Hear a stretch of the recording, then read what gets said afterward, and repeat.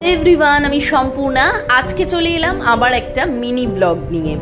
আজকে তোমাদের সাথে শেয়ার করব 20 সেপ্টেম্বর ছিল আমার বার্থডে, আর এই বার্থডের ভিডিওর তোমরা লং ভিডিওটা পেয়ে গেছো, কিন্তু শর্টটা শেয়ার করা হয়নি। তো আজকে তোমাদের সাথে আমার বার্থডের মিনি ব্লগটাই শেয়ার করব।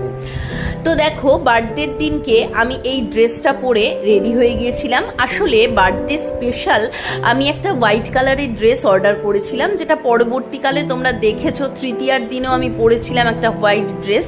সেটা কিন্তু আমার মিন্ত্রা থেকে অর্ডার করা ছিল, কিন্তু সেই জামাটা আমার সঠিক দিন এসে পৌঁছায়নি। তার জন্য এই ব্লু কালারের পুরোনো ড্রেসটাই পরেছিলাম, তবে এটা কিন্তু খুব একটা পরা হয় না।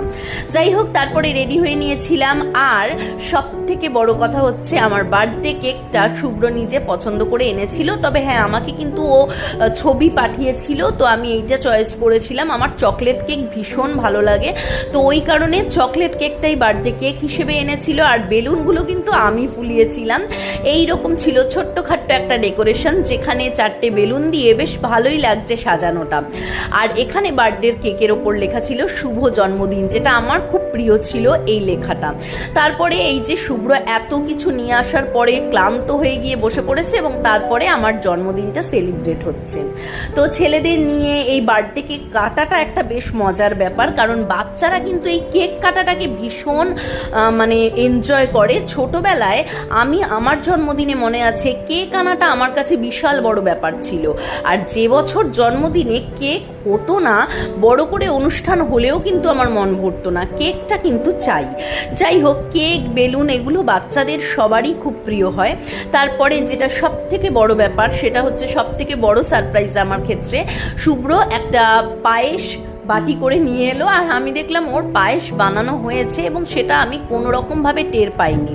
তো পায়েসটা ভালোই বানিয়েছিল। আর এটা আমার কাছে একটা বড় সারপ্রাইজ, কারণ জন্মদিনে কিন্তু সব কিছু হয়, বড় হয়ে যাওয়ার পর বাবা মার যখন সান্নিধ্য থাকে না সামনে, সেই সময়টা কিন্তু মিস করা হয় ওই পায়েসটাকেই। কিন্তু শুভ্র এইবার পায়েসটাও বানিয়েছিল, যার জন্য আমার ওই যে অভাবটা সেটা দূর হয়ে গিয়েছিল। আমার খুব ভালো লেগেছে। তারপরে লুচি বানিয়েছিল, এবং তার সাথে মাটনও কিনে এনেছিল, মাটন বানিয়েছিল।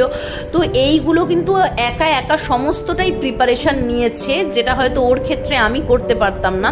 তো এই সমস্ত কিছু প্রিপারেশন নিয়েছে, ওর প্রচেষ্টাটা, এবং ও যে এতটা চেষ্টা করেছে আমার জন্মদিনের জন্য, তার জন্য আমি ভীষণ খুশি। আর থ্যাংক ইউ ওকে। আর কেমন লাগলো তোমাদের এই ভিডিওটা অবশ্যই জানিও।